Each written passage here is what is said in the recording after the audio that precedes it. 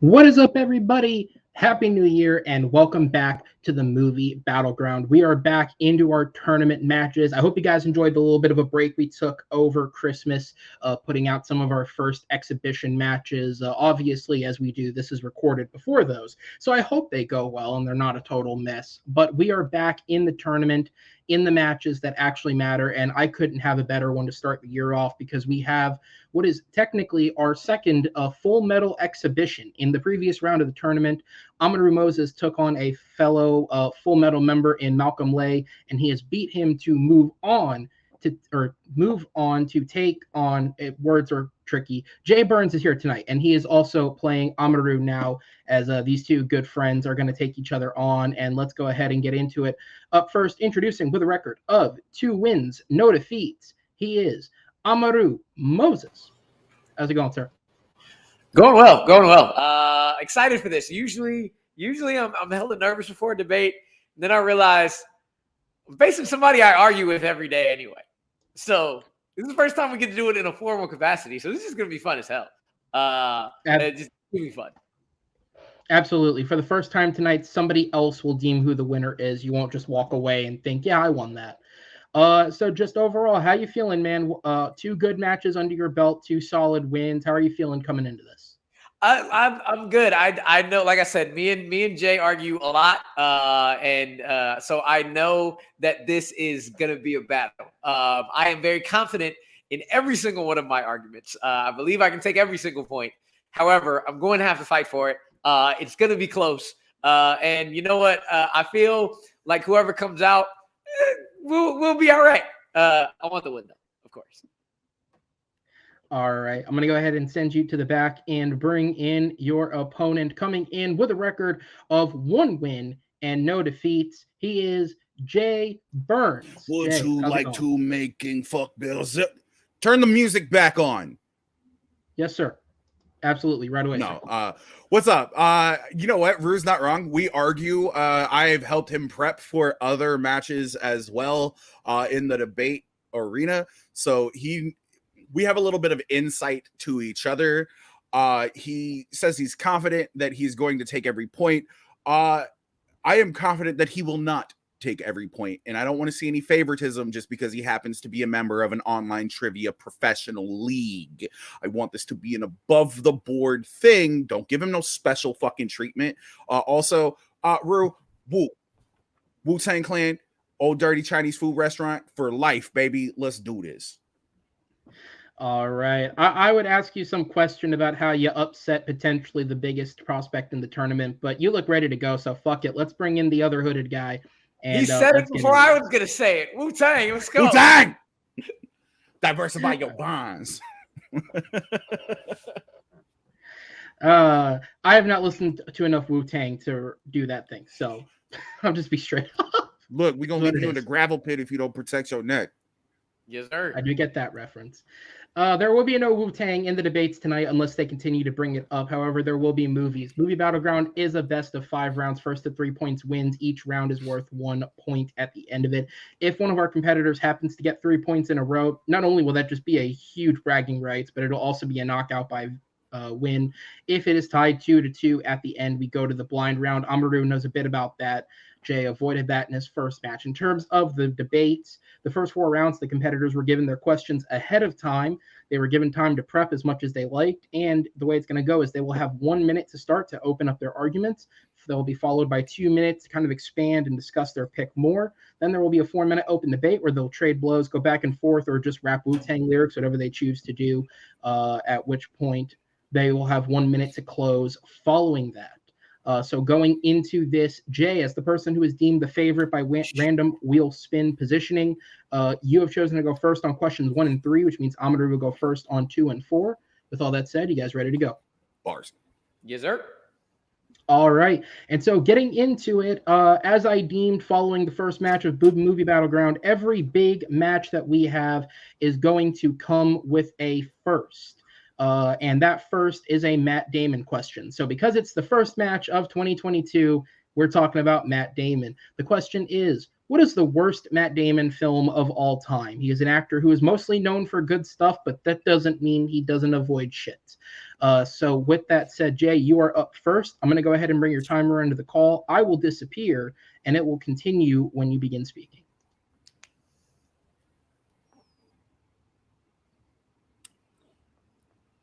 I chose probably one of the weirdest fucking movies that like made a lot of money at the box office, but doesn't mean that it's not a bad movie, because it made more money at the foreign box office than it did at the domestic box office.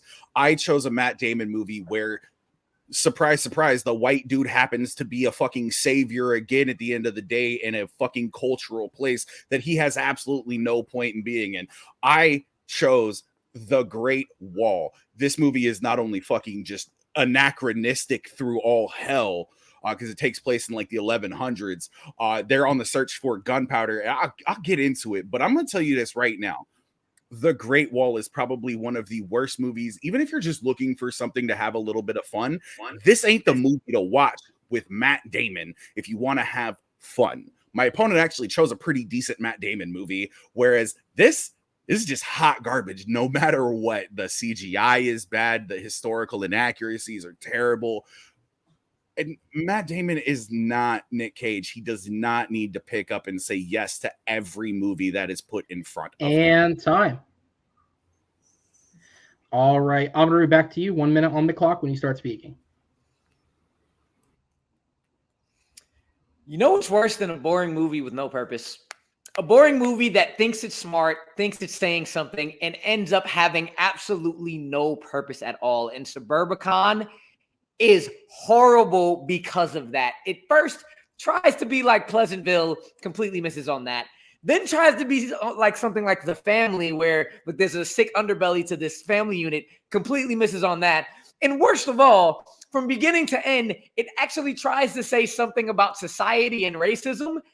And it ends up being infuriating, uninspired, with phone-in acting. And worst of all, it is tone deaf in its attempt to highlight the ignorance that this country has when it comes to racial inequality by doing the exact same thing it's trying to rail against. And it ends up pissing you off to no extent. Suburbicon tries to say something and fails at it utterly, completely, and becomes even more offensive because of that. It pisses you off, and Suburbicon is absolutely horrible.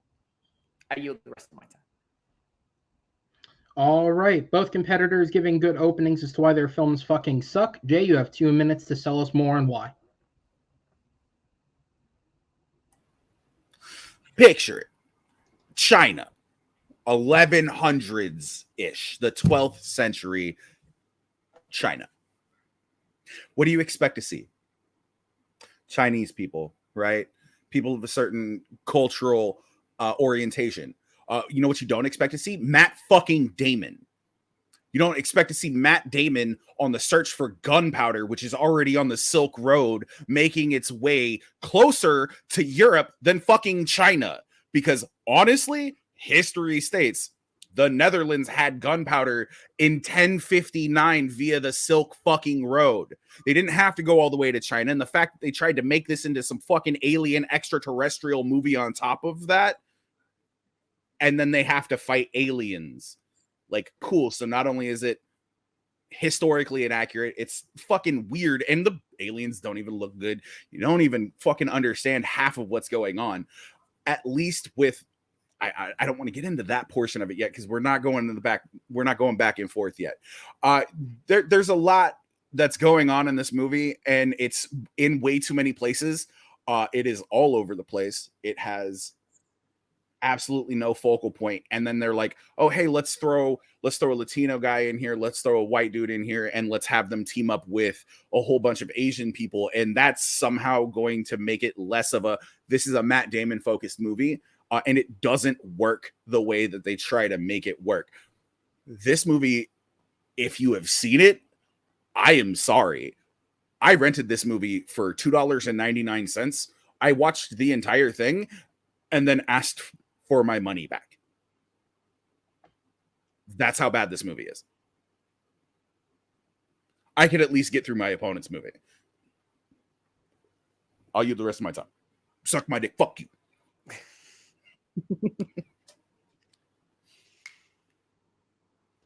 2 minutes for you, Amaru. So Suburbicon opens with this commercial that makes it seem like Pleasantville, and it immediately wants to show its quote unquote underbelly and its racist side because black neighbors are moving in, and all neighbors are giving them racist looks. So you open up the film like, all right, cool. So this family's going to be the focus. And then the next 40 minutes focuses on a break-in in Matt Damon and Julianne Moore's house. Julianne Moore playing dual roles of twin sisters, one who is disabled, who's Matt Damon's wife. And in that break-in, the disabled Julianne Moore is killed. So it's trying to say that, like, yeah, this Pleasantville society has a thick underbelly, except that underbelly is ignored. So there wasn't enough to show that Pleasantville type of vibe to make that any believable. So then you're going in for the next 40 minutes like you have no clue why this break-in happened. You're confused because the focus is on them now instead of the racism, and the family becomes random side scene along with like multiple lines about how Matt Damon is being Episcopalian as an insult, and you're like, why are we talking about religious and race in an insulting way and not focusing on it? And then they bring about the twist that Damon and Auntie Julianne Moore set up the whole thing to kill his wife, to collect insurance money, and move to Aruba, full on with the scene of Noah Jupe as a kid walking in on Matt Damon, fucking Auntie Julianne Moore from behind with the paddle.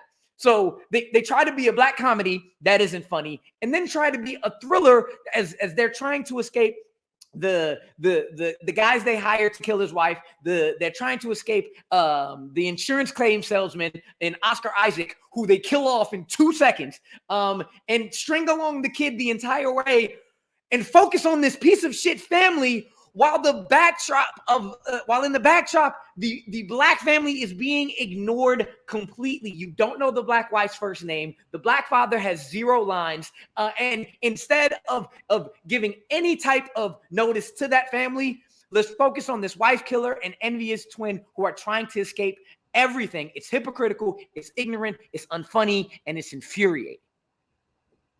All right, that is time. And we will go into the 4-minute open discussion segment. The time starts when the first person speaks. Black comedies aren't necessarily meant to be funny at all. I mean, the best black comedy that anybody can make, the best analogy anybody can make is, guess what? American Psycho is a black comedy. That movie's not fucking funny at all. That movie's fucking infuriating to all get out. So you're sitting here and saying that the red herring family isn't the main focus, and they're trying to make it look like that. But you got to take into consideration your movie takes place pre-1960s. Your movie takes place in 1959. Yeah, it's got a little bit of a thriller aspect. You say this whole Pleasantville bullshit. You know, growing up, anybody who's ever grown up in the fucking suburbs would understand that there's always something extra going on. Somebody's always fucking somebody else. There's always some sort of fucking tension going on there. And so then builds. Why open with it? Yes, it's the 1960s, so of course there's racism. Why open up with this family at all and then completely push them to the side to become, not only is it unfunny, but it's also not interesting if it's not trying to be funny. And the thriller, you don't care about them because you're like, they're all pieces of shit. So why are we focusing on them? I mean, what you're saying is subjective. Anything you're trying to do, Matt Damon is completely doing his best Bruce Willis impression as he's phoning this in. Julianne Moore on both ends, she has the worst accent, and she's talking really flighty. Is it a Boston accent? Like, you don't no, very flighty, and you don't care. And everything that was going to make this interesting is pushed to the side. While with The Great Wall, the second you see that first action scene, the first big fight, you're like, oh, I know exactly what to expect. I know this is going to be just kind of weird, and you're going to have all the fun, and you are wishing and you are dreading that Matt Damon becomes the white savior. Except the majority of the movie focuses on the Nameless Order. That's probably why the foreign box office was so huge, because the focus was focuses on the Nameless Order after Matt Damon becomes a focus. That's just it. That is your catalyst right there. It is Matt Damon. It is the white person in that movie. You want to talk about racism in movies? Yours is subversive. Mine is blatant and it's terrible. But at the exact same point in time, if we want to talk about this, we want to talk about a thriller, we want to talk about a movie that's doing too much. What is this? Is this a search for gunpowder? Are magnets not a thing? Even though China created the first magnets, there's only one fucking stone that can beat these aliens away? Bullshit, bro. This entire movie is not only full of historical anachronisms, it's just... Go ahead. You look like you want to something. You're watching a movie where the Great Wall is protecting the Earth from green CGI monsters. None of this is going to be right. They come but at the exact same point in time... Sorry, go ahead. They come into it with Matt Damon and Pedro Pascal's like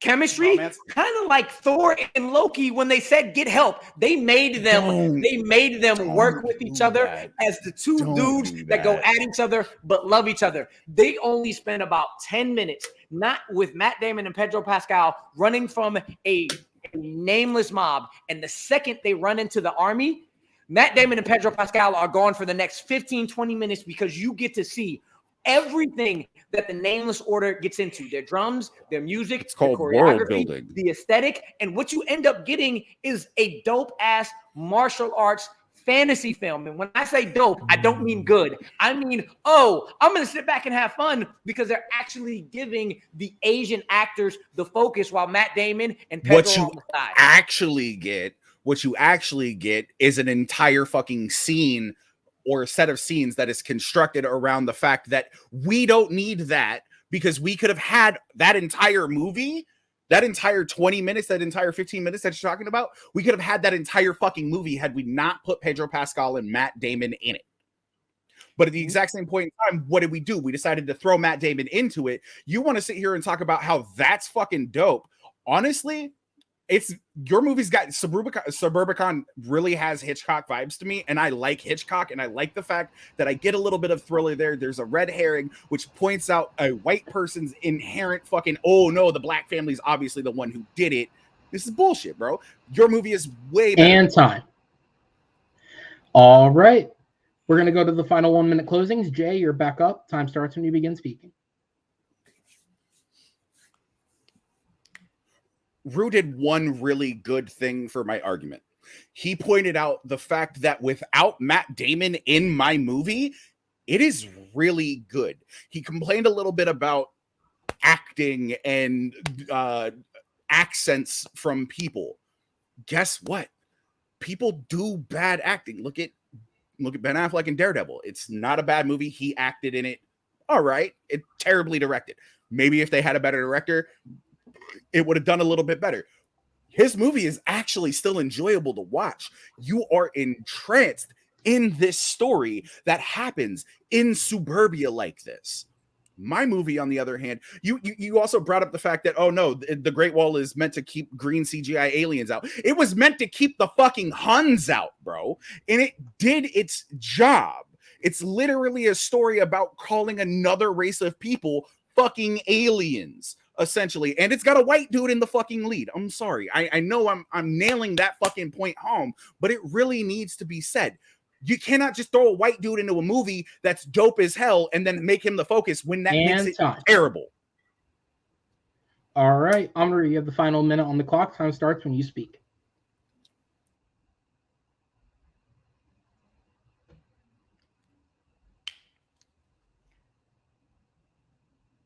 Of course, Matt Damon is the lead in your movie, because if he wasn't, it wouldn't have been released in the U.S. And we all know that major studios are bullshit. But again, the second you see how they're coming at this movie, where Matt Damon and Pedro Pascal are actually the comedic relief for the focus to end up being on the Nameless Order, you're then like, of course there's going to be no historical accuracies. This is just a movie to sit back, watch some dope-ass army fight some bad CGI aliens, but you know what? I don't care, because the aliens actually have great design and great intelligence and great connection between each other, that you let the CGI slide. What Suburban tries to do is try to be serious about a so-called red herring that they introduce in 5 minutes and push to the side. And the end of throughout the entire movie, they start to say, oh, they try to show that, oh, this black family is getting tortured, but nobody's paying attention to it. And everybody's saying it, everybody's saying that it's the black family that's the problem, except we don't know anything about the black family. We're not focused on the black family. We don't even know the mom's first name, and the black father doesn't talk. They push that to the side, and they're doing the exact same thing they're trying to rail against. It becomes annoying and completely frustrating. And time. Parasite. All right. Good first round, guys. Good first round, guys. I'm going to go ahead and send both of you to the back and bring in our 3 judges. So just a couple quick fact things that I looked up while these guys were going. When talking about the box office for The Great Wall, Jay was 100% correct. The movie did make its budget back with a worldwide total of $334.9 million. 45.5 of that was domestic. The other 289.4 was made internationally. And by that, we mostly mean probably Asian markets. I don't imagine this did very well anywhere else either. Otherwise, the other thing that was brought up with Suburbicon is when you look at the cast, like including the credits, where credits often include names of characters that may not have been explicitly said. See Star Wars for that. Amaru is in fact correct. The parents of the family are Mr. and Mrs. Mayers. They do not have names. And for anyone at home wondering how on earth Matt Damon could have 2 films that are so very overtly racist, 10 writers between these 2 films, and all of them were light-skinned. And I think that says everything. Chris, I'm going to go ahead and go to you based on the argument man. What sells it? Listen, I'm white as well. I'm just saying. Based on the arguments, what sold you, and what was the main point that did? I thought this was a more uncomfortable argument I had in a while. But Marvel won it in the end. We thought it became a more argument about historical accuracy. I think Marvel defended Great Wall more and gave out more example of Suburbicon, and maybe never want to watch it again, but Marvel gave more example. I think they that went too much on the historical accuracy rather than defend. Wait. All right, so the first vote. The first vote goes to Amaru. Jake, I go to you next. Who gets your point and what sold you? I also went with Amaru, and I can't read my own handwriting right now, so we'll carry on. Okay, that seems about as succinct as we could get here. At least it's impartial. So with that, I'm going to go ahead and send our judges to the back. Jake, take a drink of water, please. And I'll go ahead and bring our competitors back in. You heard the shit I've talked about Jake Tato? Of course it's not impartial.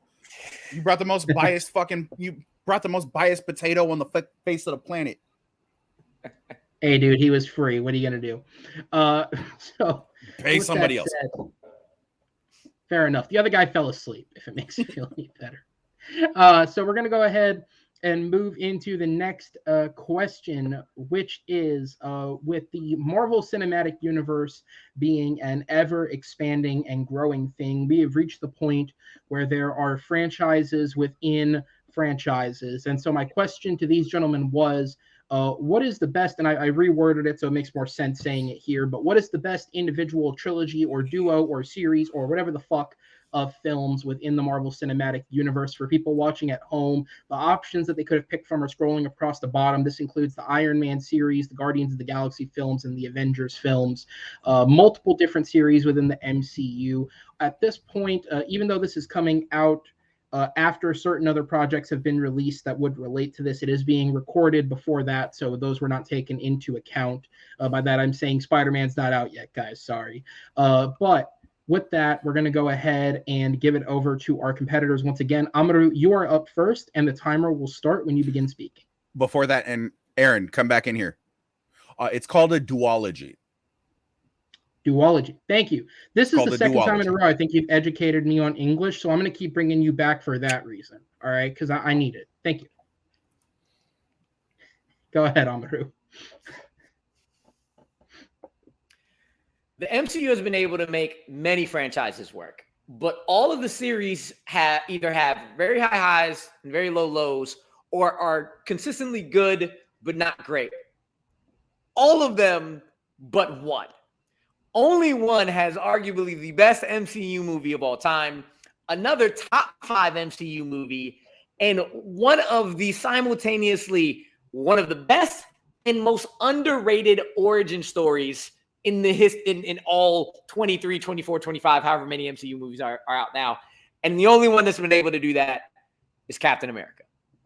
Captain America has the best series / trilogy / duology / whatever you want to call it in the MCU. And I think it's hands down head and shoulders above the rest. I will say when he said individual, I wasn't considering Avengers at the time. But I probably would still pick Cap anyway. I yield the rest of my time. I don't know. I went back and rewatched Avengers this week, bro. That movie is not good. That movie is not good. And I'll give you one quick fact check offhand just because I know it. If we count Hawkeye and Spider-Man at the end of this year, including MCU shows, there are a total of 32 properties in the MCU.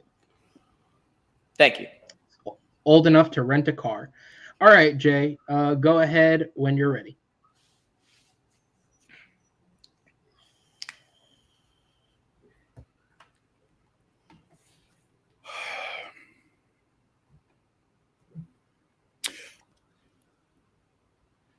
My opponent chose a really great trilogy, but it's 3 standalone movies, whereas I went with the choice that I think makes the most narrative sense for me if I'm looking at all 3 from a storytelling perspective.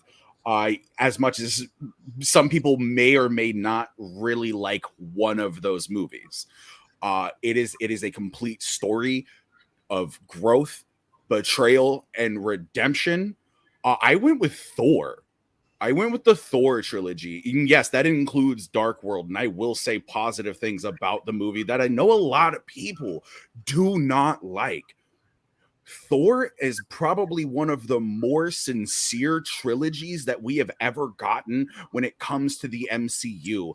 And guess what? It doesn't take 19 people in order to make you like one character, regardless of whether one movie is great or one movie is bad or one movie is meh. Thor has probably one of the greatest story arcs in the MCU. And time. All right, I'm going to be back to you for 2 minutes.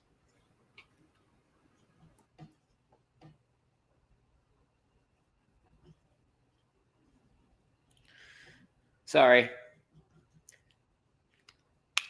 Captain America First Avenger is probably the most underrated MCU movie film. It captures the essence of Cap. It has a great villain due to acting and not necessarily the action. It has 3 of the best supporting characters and actor in Erskine, who his and Cap's meeting before the surgery is one of the best and most sincere scenes in all of MCU. Dominic Cooper as Howard Stark is another perfect casting. And then a love interest who stands on her own, so much so that she got her own great show in Peggy Carter, not to mention Chester Phillips.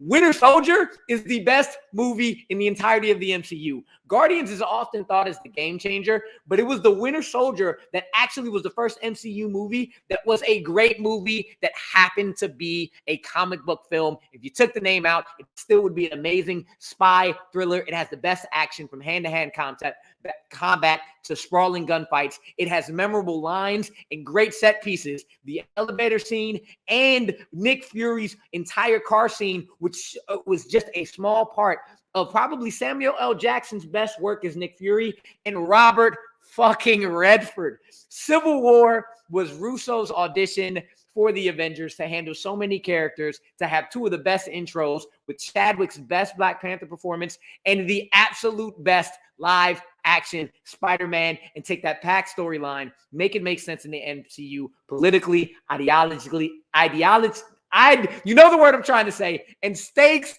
that subvert the normal comic book tropes. When it comes to Thor, all 3 movies beat Thor's movies individually. Winter Soldier is better than Ragnarok. My best is better than his best. The next best, Civil War, is better than Thor. And all 3 of them are better than The Dark World. but more so than being 3 standalone films, it is the best MCU series that has a cohesive storyline because Captain America trilogy is the Cap and Buck trilogy. The first scene in the Captain America, we see him. Who saves him? Bucky. What's the entire Winter Soldier about? Bucky. The end of Civil War, the entire last fight, who is it about?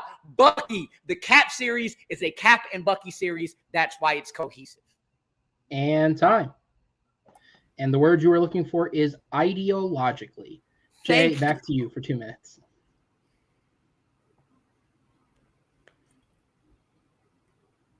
The story of Thor, Thor the Dark World, and Thor Ragnarok are the quintessential stories that you need when you are trying to tell an overarching plot for a character, an overarching, for lack of a better term, arch for a character. You have the fallen hero in Thor. As much as you might not want to admit it, you kind of meet the wizened old man, and there's a call to action in Thor the Dark World. And then you get a little bit of resolution with the character growth in Thor Ragnarok. My opponent said it best. It's about Bucky. The first movie, Bucky. The second movie, Bucky. Avengers 2.5, 3.5. Sorry. Bucky. No, it is 2.5. It is 2.5. Avengers 2.5. Bucky. The thing about my movies is I don't need a giant cast of characters, so much so that they murder a majority of them in the third movie, which is a part of the growth of my character. My opponent, however, chose the trilogy with probably the best MCU movie in it. It's not even the best Captain America movie, because he didn't even choose the trilogy with the best Captain America in it. The thing about it is, you could change any fucking character in that, keep the Russos there, and guess what? Yeah, you're right. You have a decent fucking spy thriller. But I don't care about that. I don't care about that. You talked about how it was this game changer of comic book movies. It wasn't what comics did. That's exactly what comics do. At least Thor's is a little bit original. He's a fish out of water. He learns about himself and he grows to become a better person. He's no longer war hungry at the end of everything. He has learned and he has become a better person. What has Captain America done? Abandoned America. Beat the shit out of a fucking dude with his best friend, so he jumps somebody at the end of the last movie.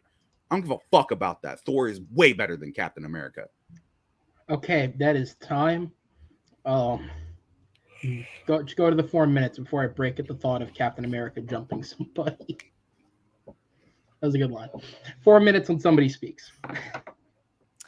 Yes, all 3 Captain America movies are about Bucky because the entirety of Captain America and his story is really down to how his loyalty and how his unyielding friendship to him makes him a flawed character. And flawed characters are much better as leaders, especially when they stick to their guns, and much better as characters than unflawed characters. You want to put Captain America on a pedestal, except America is not on a pedestal, and making him flawed showed that that he is more than just the shield. When it comes to Thor, the character, not the movies, is one of the best arcs in the MCU. And that arc for Thor doesn't even come until Infinity War and Endgame. It's the 2 scenes. The one scene where that's not true at all. But it's the scene when Thor talks. That's to literally Rocket. not true at all. The call to action is him losing his powers as Thor and being sent to Earth.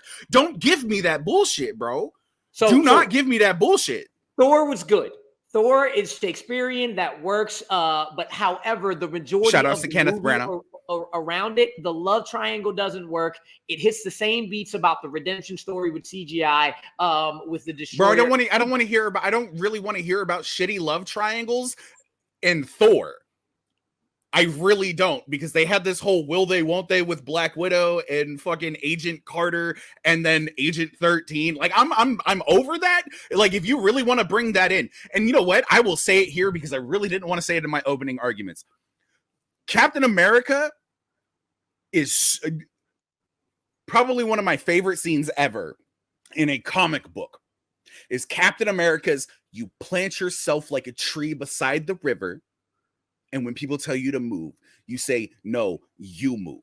They disrespected the character so much in his own trilogy, he doesn't even get to say his own best speech. I don't want to hear this. Thor, however much shit you might want to talk about Dark World, is actually a fucking great story arc. And yes, an arc can happen over multiple movies, even with a low point. Guess what? The middle of a story is supposed to be the low point. And then, yes, Ragnarok is probably the better of all three of the movies. I'm not going to fault you on that. But what I am saying to you right now is because of that, that's what makes this the best trilogy. You have a movie that has to have 19 other characters in it in order. You have a trilogy that has to have 19 other characters in it in order to make it great. All I need is Thor, Loki, and Odin. That's 3 people, my guy. That's 3 people.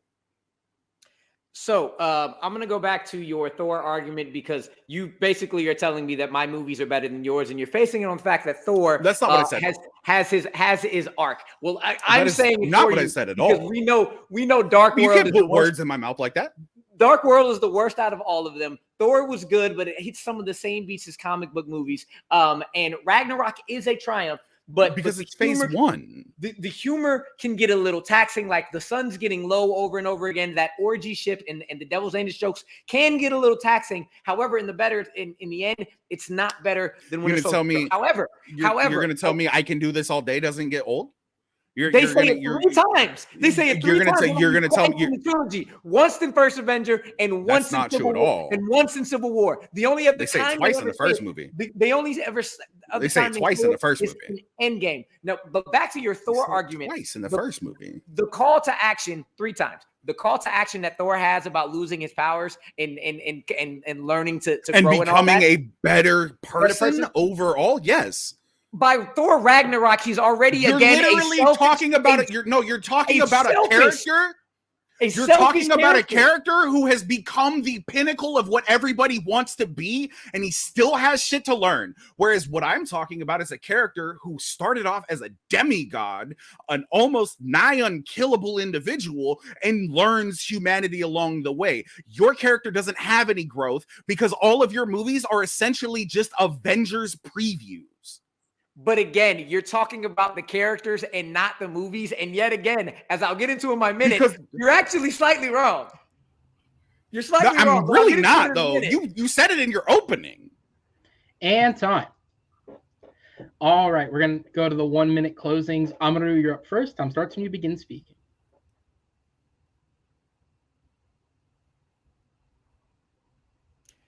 I've already proven that my 3 movies as individual movies compared to his individual movies are better.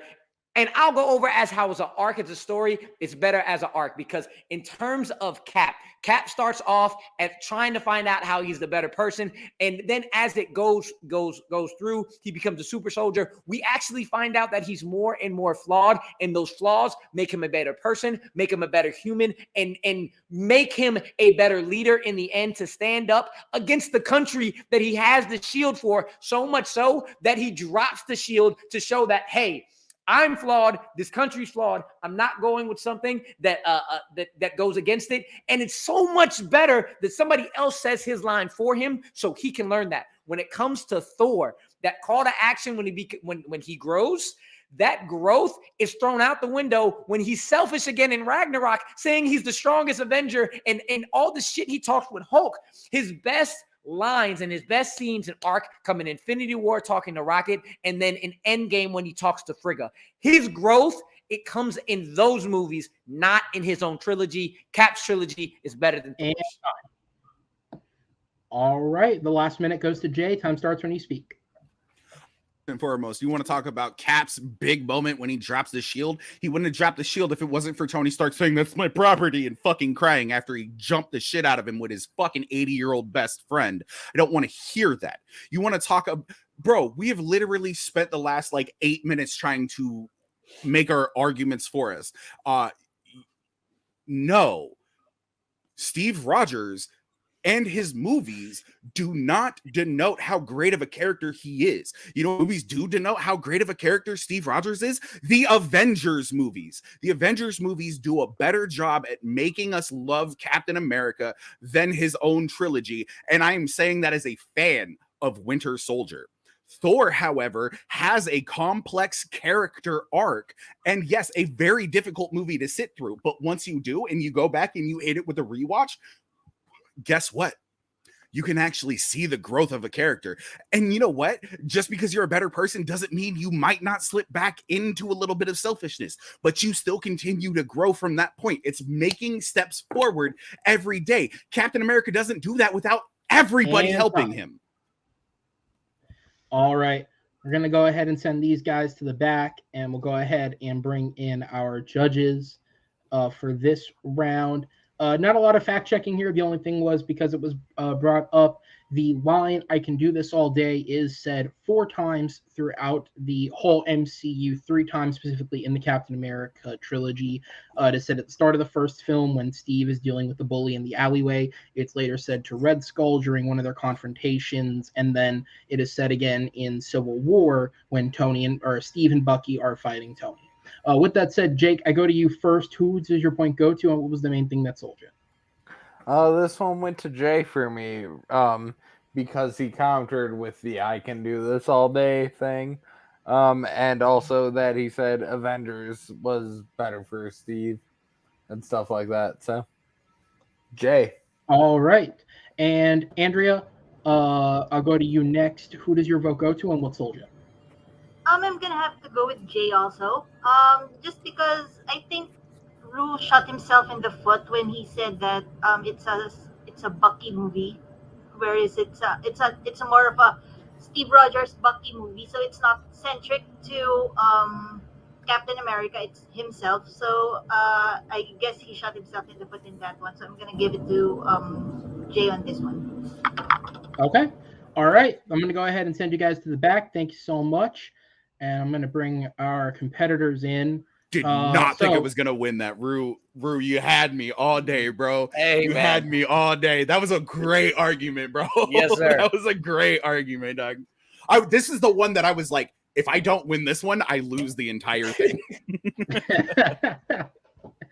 Oh, man, you guys thought that was an intense geek match. Let's give them one of the most intense geek questions of all time. The question is, what is the best Wizarding World film? This is a series that is beloved by many. 8 films to varying degrees of greatness. J.K. Rowling. Fantastic Beasts films exist too. So with that said, I'm going to go ahead and turn it back over to the competitors.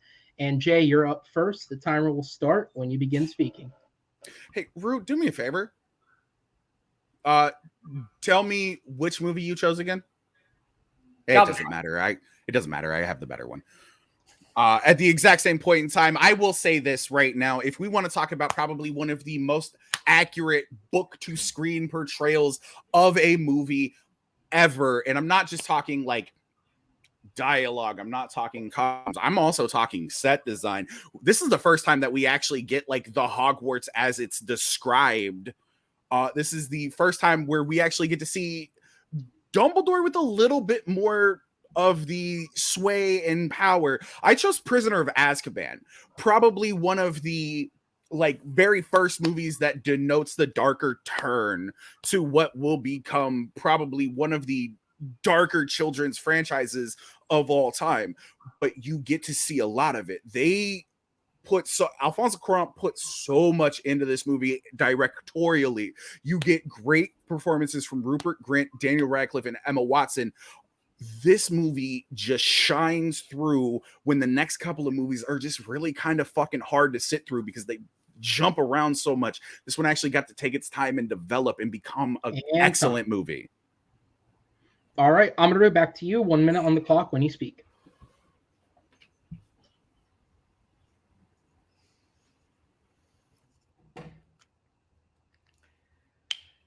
There's not a bad Harry Potter movie. This is going to be fighting, nitpick things. But what does make the best Wizarding World film It's a movie that you create that hits all aspects of what Harry Potter is.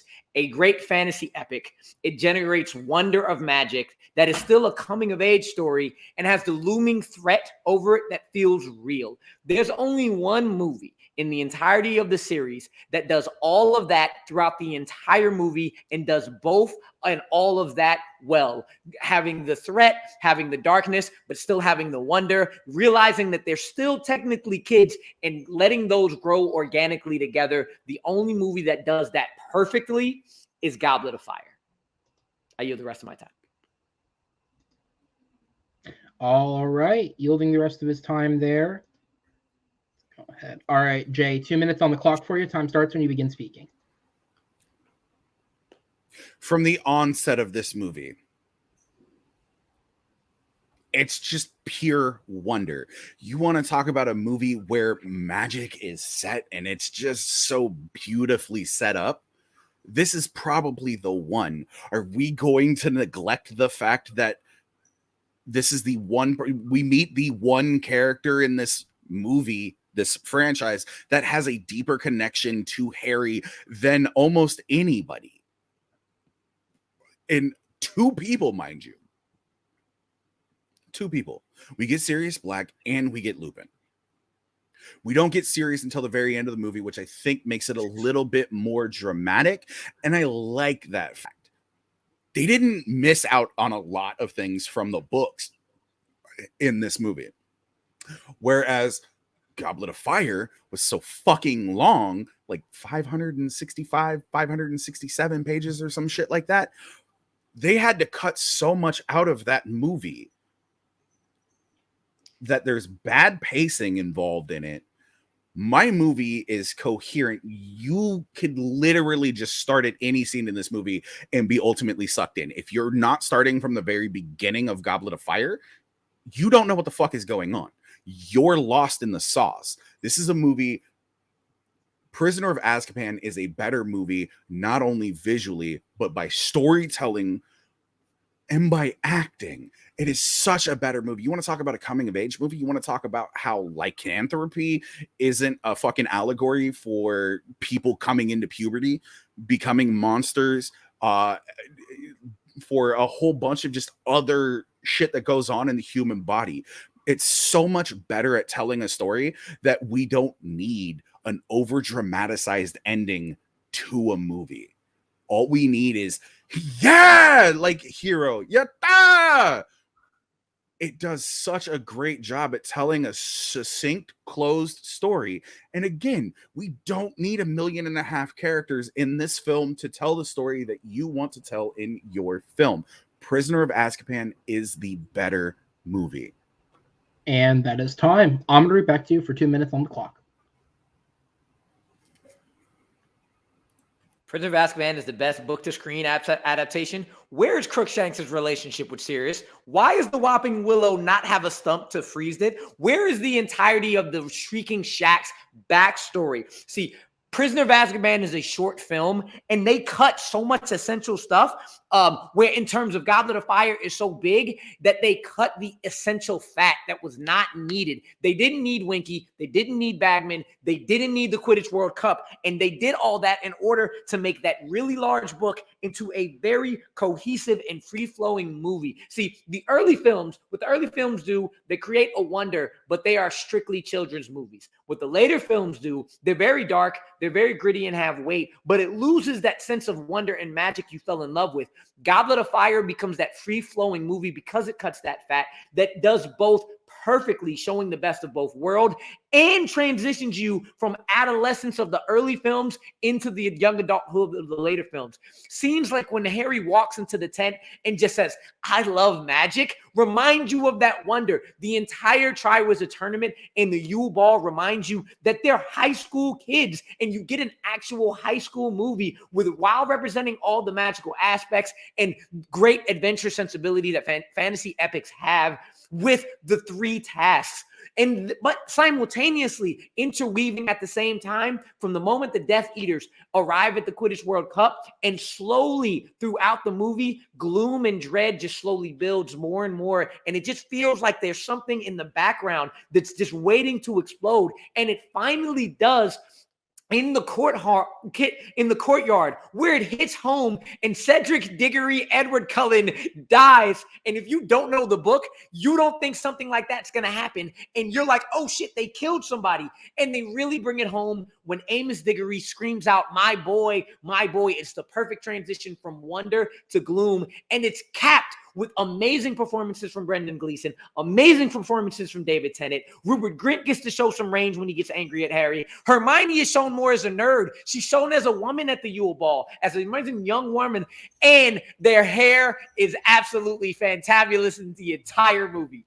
Goblet of Fire is the best, for sure. And that is time, and I will give you that. Their hair is as long as the book itself. With that said, we're on to the 4 minutes. Time starts when you begin speaking. Bro, I just want to point this out. In your 2 minutes, you did happen to say they cut so much out and your movie is so much shorter. Do you actually happen to know the times of the two movies? Because I do. Because Prisoner of Azkaban is 2 hours and 22 minutes long. You know how long Goblet of Fire is? 2 hours and 37 minutes. Your movie is 15 longer. I didn't say they cut it to make it shorter. I said they cut it to make it more free flowing. Not shorter. What you said was it was a shorter movie and they cut so much more out of it. And I didn't get a chance to respond because it was during your 2 minutes. But at the exact same point in time, they literally cut 2/3 of the fucking third task. You want to talk about how your movie is so much better? The only good portion of your movie, besides the bumbling baboons, is literally Amos Diggory saying, my boy! Yeah, look what they did to my boy! Doing his best Godfather impersonation. Cool, you know what? I saw it better in 1973. I don't need that. What I do get, however, is better acting by Emma Watson with you foul, evil, loathsome little cockroach as she rocks Malfoy in his fucking melon. You know why?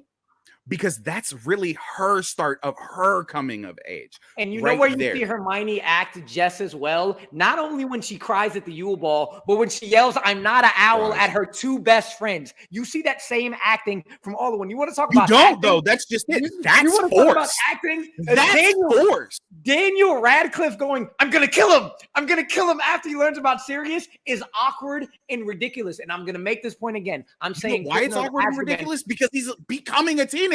And that's the entire fucking thing about that movie, bro. And you see that in that coming of a teenager and better acting in Goblet of Fire. I'm going to make this point because he's already a teenager. You don't get to see.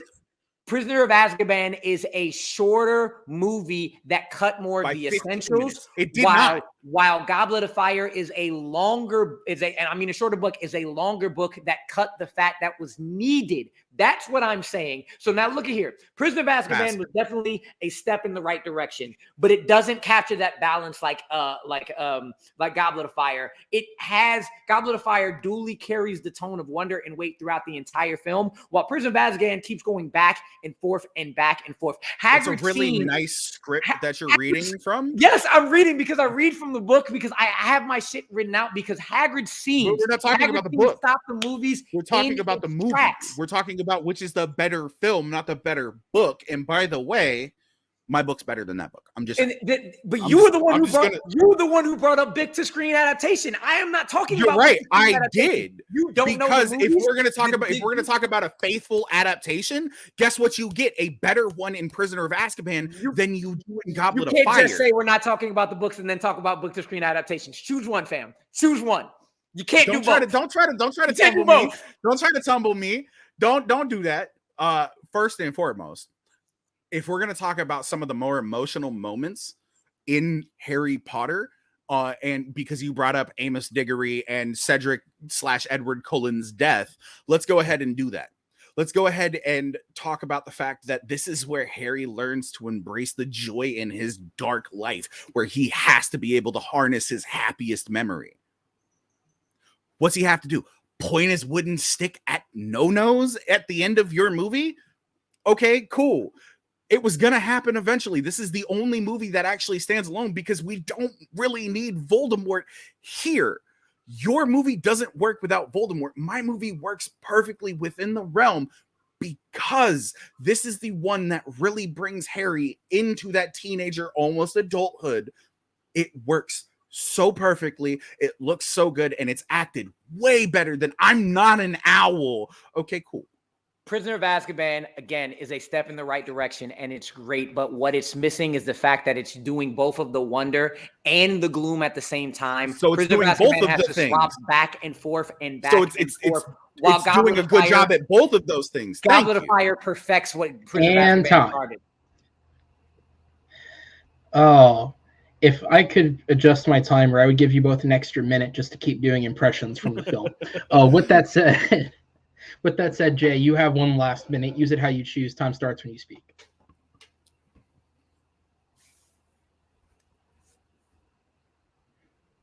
From committing a first act of wizarding crime by blowing up Aunt Marge, going on the run, getting on the night bus, this movie has everything that you want. It has the wonder. It has the scariness, that tendency. And I know my opponent's going to bring it up that, it's scarier when you watch somebody die. But when you don't know what's going to happen next, and you're on the run because you think that you did something so egregious, and everything's okay, but everything's not okay, because then there's a whole bunch that goes into this movie. And I will tell you this right now. You can bring up, you can bring up the fact that I brought up book to screen adaptations. You're trying to use it against me. What I am trying to say is at least mine is more faithful to the actual movie itself, whereas yours cut 150 pages. Mine didn't cut 25. You want to talk about the Whopping Willow? It's mentioned. You want to talk about the Shrieking Shack? It's mentioned. It's not a giant thing for that until the very end. And you know what? I did my waiting. I did 12 years of it. Probably one of the greater lines ever spoken. And time. All right, Amaru gets the last minute. Time starts when you begin speaking.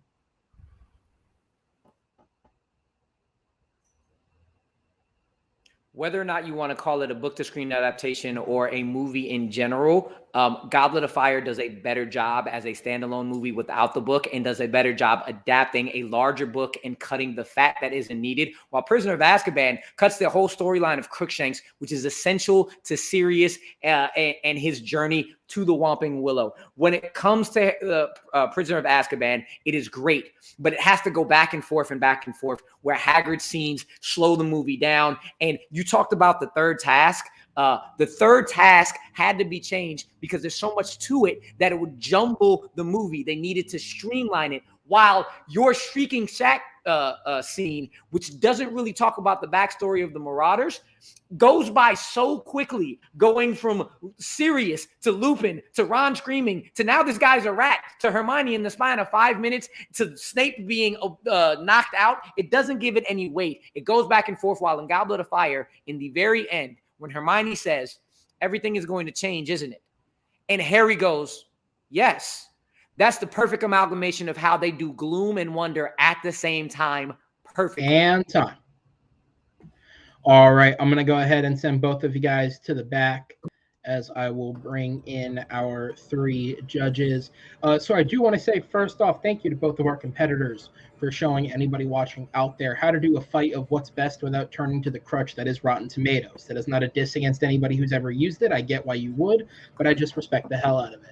What was talked about was runtimes, though, so for the sake of that, I looked it up. Harry Potter and the Prisoner of Azkaban is 317 pages long.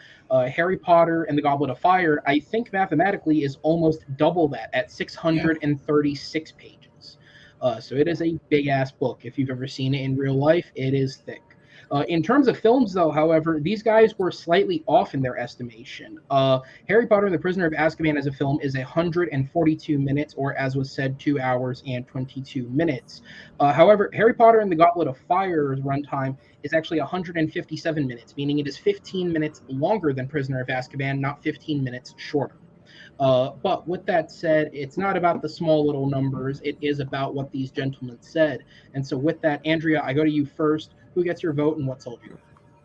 This is actually very close. It's something that sorry. This is actually very close. It's something that it's something that I really had to nitpick each and every one of the arguments. But at the end of the day, I think Amaru was able to give more scenes that would make the Goblet of Fire better. So I'm gonna have to vote for Amaru. All right. And I will give the credit. I misconstrued the sentence in my head. Jay was correct. I will give him that credit. Thinking it back, he was right.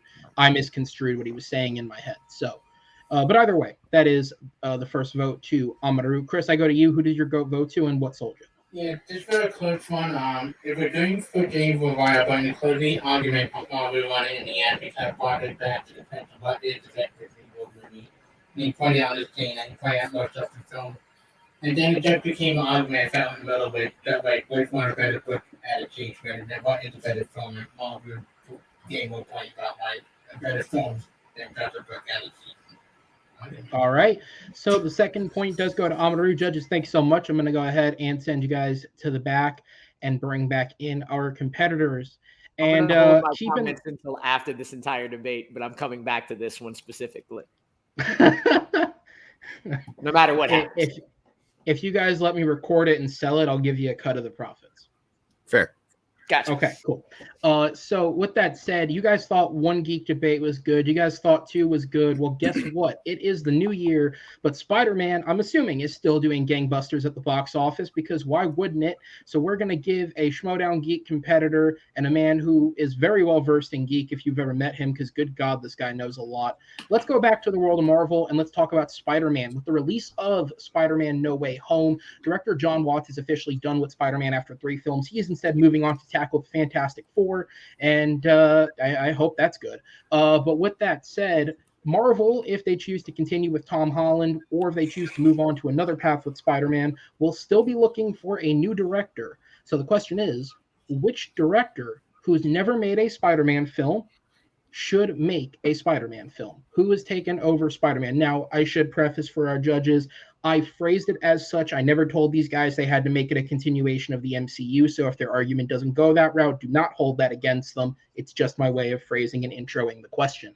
With that said, though, Amaru, you are up first. I will bring the timer up, and it will start when you begin speaking.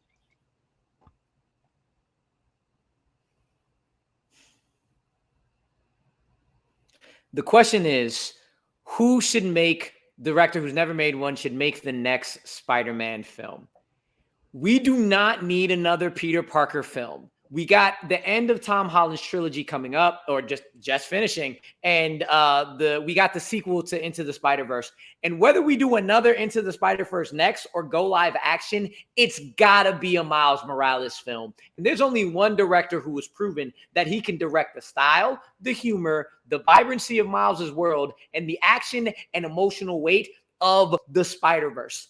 And he's basically done it already with Shameik Moore, the voice of Miles Morales, and Into the Spider-Verse with a little movie called Dope. The only director who should be making the next Spider-Man film, because the only Spider-Man that should be coming next is Miles Morales, and that director's name is Rick Famuyiwa, director of Dope and many other dope things. Concede the rest of my time. All right, and with that, for anyone who's ever been confused on how to say this man's name, Amaru said it 100% correct. So follow what he said. With that, Jay, back to you. Time starts when you begin speaking. Yeah, Rick Famiglia is a great fucking character. No, I'm kidding. Rick Famuyiwa is a good choice. But me, like my opponent, have decided, yeah, you know what? It is Miles's time. With what we have gotten, with at least what we got with Danny Glover, Donald Glover. Sorry, happens a lot. I always do it. But I want somebody who has a little bit more of a connection to the Latino side, and that's why call it a callback if you want. I went with Alfonso Cuarón to direct the next Spider-Man movie, especially a Miles Morales movie. Whereas there's so much to take from in the comics when it comes to Miles Morales. I think the thing that like everybody forgets is he's half black and he is half Puerto Rican. So he gets this chance to experience his own culture. And Cuarón has a great idea and mind for sci-fi. I don't think that you can choose a better director to move forward. And time. All right. With that said, I will say, you know who didn't forget that Miles Morales is half Hispanic? The producers of the Into the Spider-Verse soundtrack. They definitely remember Facts. songs on there. Facts. But Amaru, back to you. Time starts when you begin speaking. So let me show you what Dope is as a movie, because it showcases everything that represents Miles Morales. Moore's character, Malcolm, in the movie is sharp-tongued, he's intelligent, he's likable, and he's a bit mischievous, just like Miles. The tone of the movie is extremely bouncy. It matches the mix of great Spidey films that great Spidey films have. It's really cool and carefree without being careless. It can get really heavy when necessary. It's hip-hop blurty vibe. Blurty is black nerd. For anybody who doesn't know, his blurty vibe is wide-ranging, as authentic as hip-hop itself is, which is exactly what made Into the Spider-Verse so successful. He's basically done a Miles Morales movie in live action without having to do a comic book movie. He knows the style. And outside of Dope, he's also done episodes of The Mandalorian that carries the same type of action set pieces that Spider-Man needs. Look at the episode The Child, when Grogu first shows his powers. He can do that aspect of it. He knows how to direct an ensemble adventure, which is often utilized in a lot of Spidey films, especially with villains like the Sinister Six. Look at the episode The Prisoner he directed, where Mando has to break out a prisoner with a thief crew, including Bill Burr's character. And speaking of that, Rick Famuyiwa can direct the hell out of amazing character moments that both Peter Parker and Miles Morales has. Look at the episode The Believer, when Bill Burr's character comes back and has that amazing monologue talking to the Empire officer that should have gotten him a guest actor nomination. It was so good. Cuarón does no wrong. But most importantly, it's got to be Miles Morales. And yes, Miles Morales is half black. He is me. He is a mixed breed. But look at me, fam, and look at Miles. He is a black man and young man, and that needs to be the focus, with the Latino aspects in coming in and making that more of him. But he is black, and nobody can make that connection better than Rick Famuyiwa. He is the one that can do the sensibilities of the movie. He is the one that can do the sensibilities, whether it's Peter or Miles, but it better be Miles. But he's the one that can show he has done the connection of a black man talking from a black mix. All right, Jay, back to you. 2 minutes on the clock.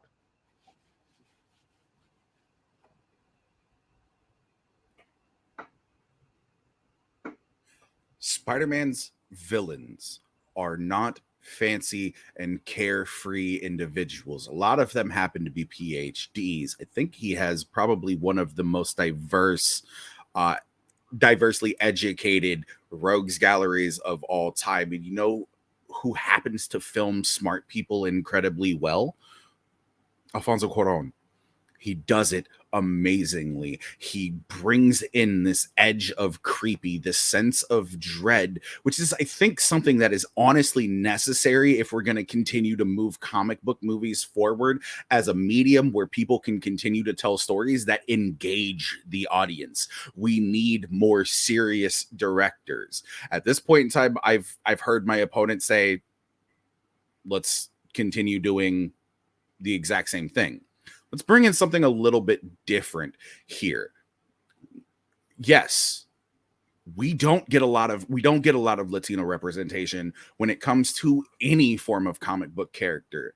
So I think bringing in not only a Latino director, but an individual who has done movies purely in Spanish and in English, and a mix of the two, might probably be the person to bridge that gap.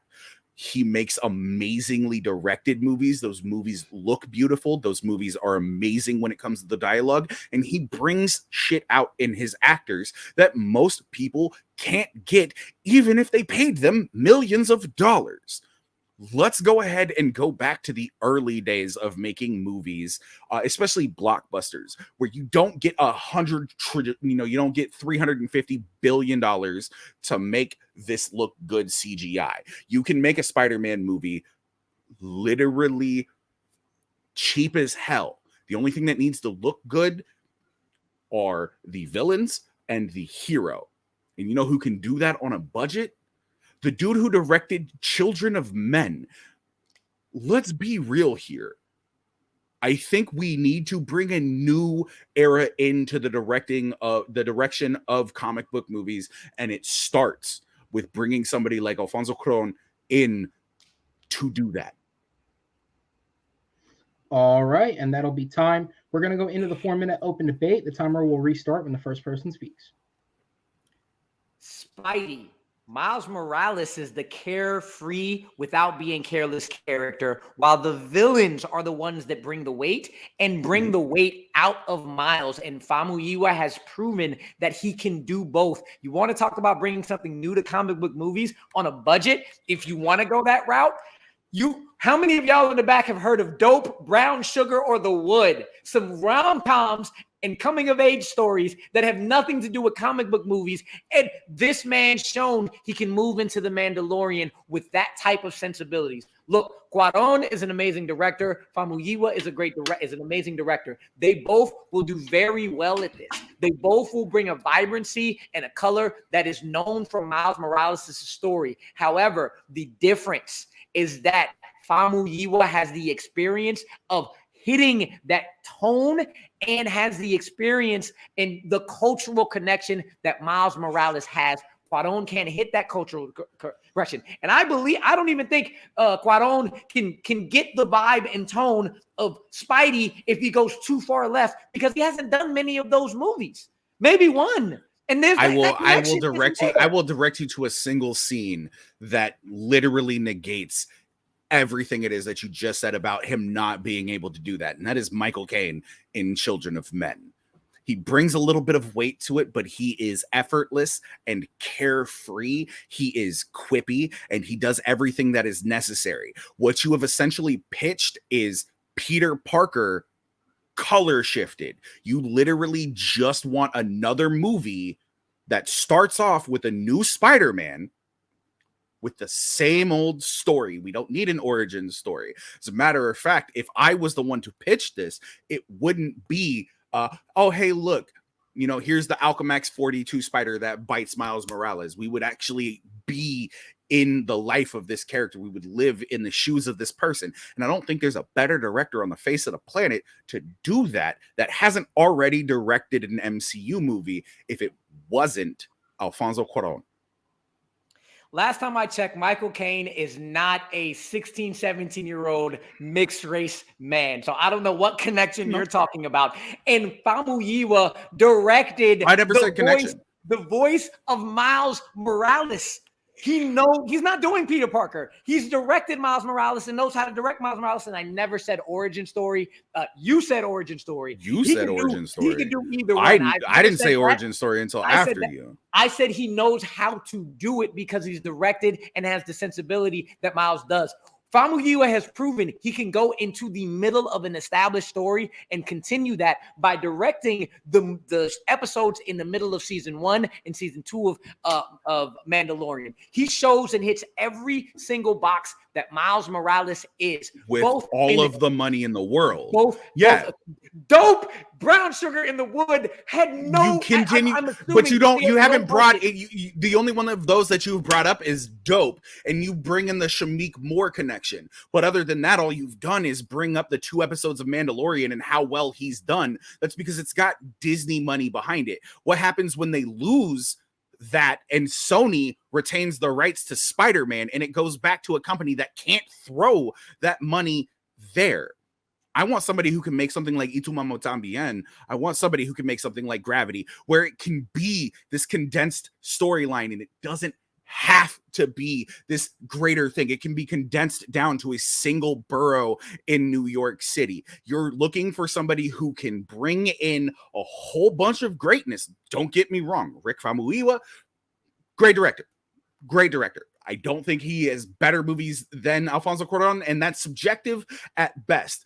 But what I am telling you here is, or what I am saying here, I don't want to say I'm telling you, but what I am saying here is, honestly, you have sat here and said, I don't think that the Latino can bring about that culture, even if it has to stay in the background, as well as this other individual can. I think that's a little placating. I think you're just trying to play to the masses. I think that that story, especially with that character, would be received incredibly well because of movies like Into the Spider-Verse. And that was one of the main issues that people had with it, is that they didn't have enough representation. All right, we're going to go on to the 1 minute closings. Amaru, you are up first. The timer will start when you begin speaking.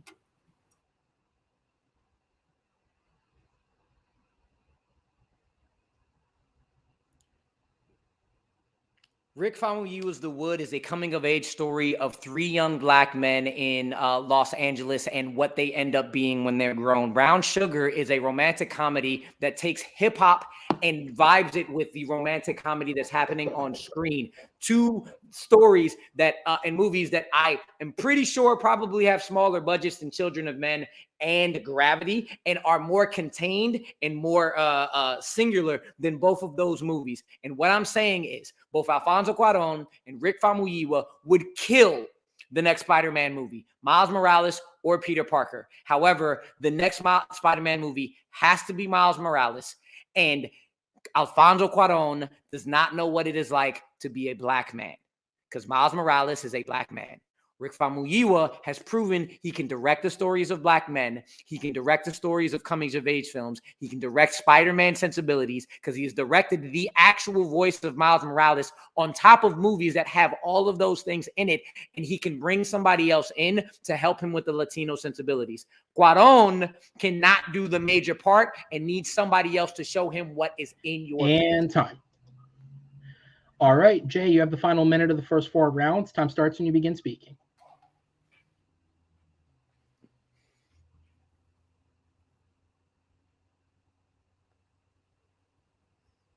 I didn't realize I was still muted. Sorry, that's on me. So you keep bringing up hip hop and this coming of age story. And you keep bringing up Shameik Moore when it comes to Famuyiwa. Guess what? All you're doing is essentially pitching a live action Miles Morales that we have already seen on screen, done by Shameik Moore. You're trying to redo something that has already been done. You're also, yes, as he is half black, half Latino, you are also trying to sit here and say that a Latino is not going to be able to construct a decent narrative about an individual who happens to be a different color and from a different culture than him. You have literally stated that he is black, he is not Latino, he is both. You have focused on one, not both. And the thing about it is you've erased half of his culture at that point in time. Whereas I'm trying to bring, so okay, you can shake your head all you want, but what I'm trying to say to you is, I get it, but I don't see you as black, bro. So like, that's also an entirely subjective thing, but you've erased half of his culture and you're only allowing him to access one half, not both. And that's what needs to happen. Jay get any All extra right. time, because I did interrupt him and I shouldn't have done that. No, it's fine. I don't need to say anything else. I think I got it out even with him saying time. You're good. Cool. You're Just good. double checking. I was gonna say, No, if you're you wanna good, say- bro. You're good. I get it. That's why I mute myself when you If you speak. if you'd like to say your last sentence again without me cutting you off, you can. Oh, it's essentially Rue has stated that he is black and not black and Latino, and has erased essentially half of his culture and put it on the back burner. What I am trying to say is you have somebody who has the cultural background in order to create a movie that is centered on both of them while making it a cohesive story. All right, there we go. All the points out. Can't say these guys Sorry, didn't buddy. bring it. I'm going to go ahead and send you both to the back as I bring in our 3 judges. So just a quick couple of small things. Just a quick couple of small things to run down related to it. In terms of talking about the budgets of Spider-Man films, actually the cheapest one to date was Into the Spider-Verse. It was made for only $90 million. That is production budget, not counting marketing. That would obviously raise it. In terms of live action, the cheapest one was the original 2002 Spider-Man, which was made for $139. However, the most expensive was actually Spider-Man 3, which was made for $258. Both of the MCU Spider-Man films have been made for under $200 million, which, all things considered, Hollywood, that's actually not that bad. Children of Men, for what it's worth, because it was brought up, Cuarón directing bigger films on small budgets, was made for $76 million, so it is inherently cheaper than every other Spider-Man film. For those who don't remember the titles of the Mandalorian episodes, you just remember numbers. Rick Famuyiwa directed episodes 2 and 6 of season 1, and he directed episode 7 of season 2, if you would like to go check out his episodes individually. Michael Caine was brought up, and I can clarify that Michael Caine is not a mixed race teenager. He is an 88-year-old white man, and despite what many people believe, he is in fact not retired. He had to come out and clarify that late last year.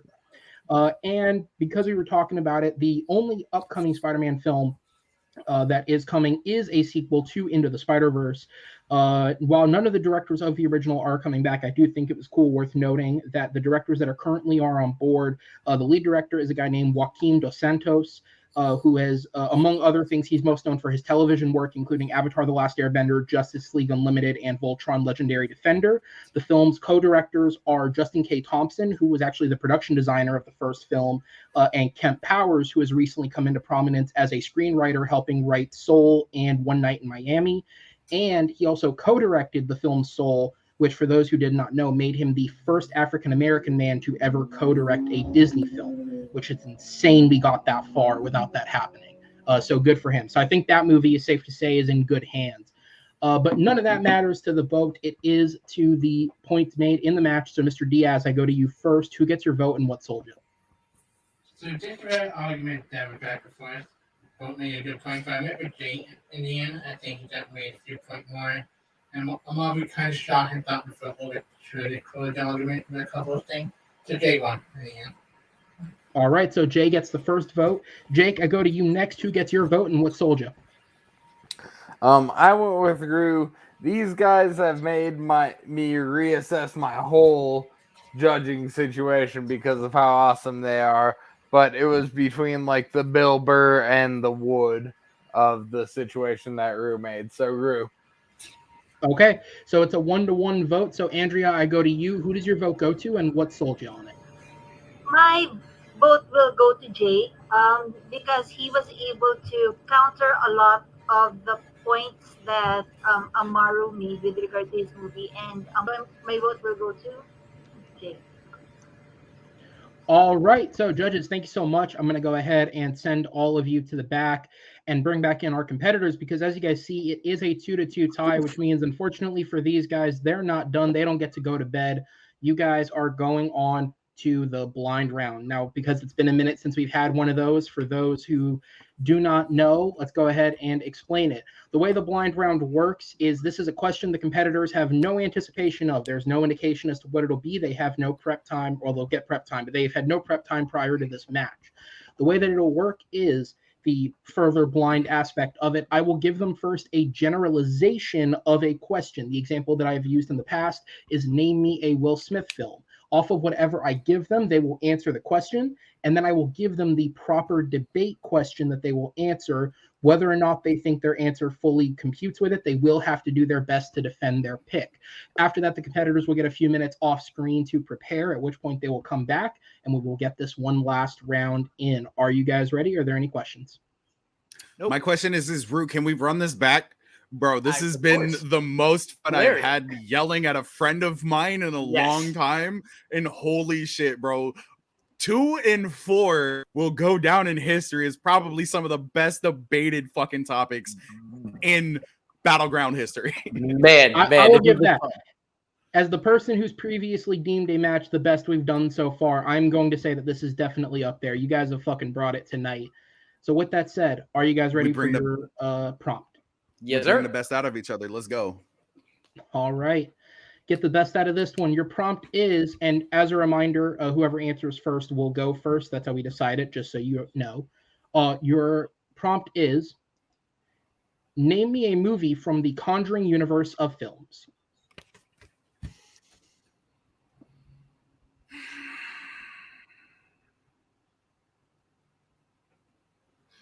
Rue, if we both say pass, they can't make us argue this. Right? The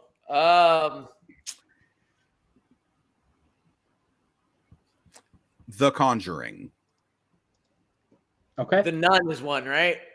Yes. The Nun Yes, is it a is. part of this. Yes. The Nun. The Nun, The Curse of La Llorona, The Conjuring 2, Annabelle Comes Home. This fucking franchise has way too many movies. Ed and Lorraine Warren, half of them are dead now. Stop making movies.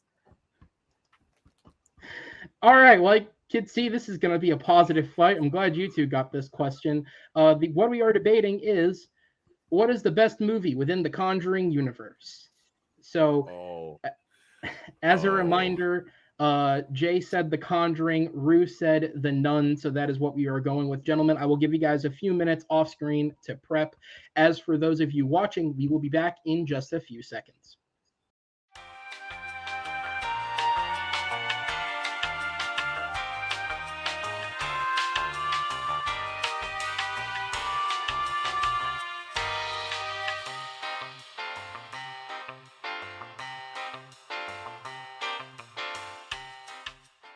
All right, guys, and we are back. What has been a matter of seconds for you is a matter of minutes for our competitors as they are finishing up their prep.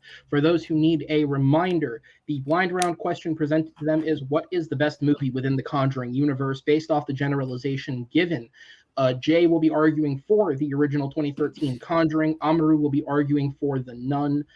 Jay, because you answered first, you will be going first on this question. So I will go ahead and bring back up the timer. And on behalf of the show, I will say you guys have both put up a great fight tonight. Whoever wins here, no one's a loser, except the guy who doesn't move on. Best of luck to both of you. Jay, time starts when you begin speaking. How long do I have? 1 minute is your first time. Is it just like a normal round? But yeah. If the rest of it's the exact same. My bad. I should have said that to you. No, you're good. You're good. I've never been here before, so I know Rue's been here, so. I have. Yeah. Rest of it's the same as the rest of the match. That'd be fucked up if I changed more of it on you, just to like keep fucking. Hey, I'm with just you. saying, I've dealt with worse. Fair enough. It's incredibly hard to make horror movies in the 2000s, let alone the 2010s, with all of the Paranormal Activity bullshit that we have had to sit through for the last decade and a half. I will honestly say this.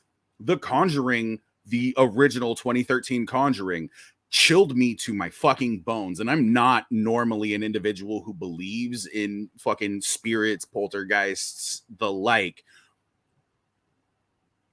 This movie did exactly what it needed to do as a horror film for me, the average everyday movie goer.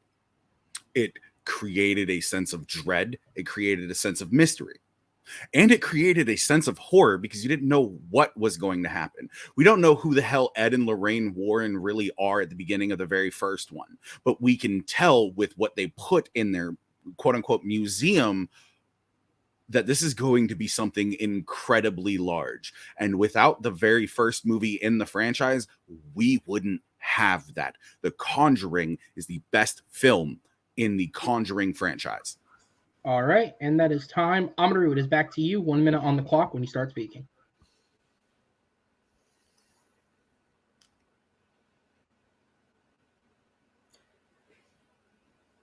When it comes to horror in the 2000s and the 2010s, especially supernatural horror, it seems like everything is just another ripoff of the thing that come before it, or apparently a thing that came out almost the same year or around the same time. What The Nun does, The Nun goes back to the root of what horror films was while still keeping that supernatural vibe, because we seem to be stuck around that time and at that time, the everyday, slow, spooky thinker of a horror film that puts you to sleep, that makes you look at bodies crossing around the floor in a slow motion and maybe lamps coming at people's heads. It gets great actors like Vera Farmiga and Patrick Wilson to do nothing around some spooky things, while The Nun actually goes back to the essence of what horror was: jump scares and people people like Damien Bashir actually having to fight against things both supernaturally and physically that you don't know whether or not they're going to get out of. The Nun is the best because it takes the best of both worlds and excels at both. And time. All right, Jay, back to you for 2 minutes.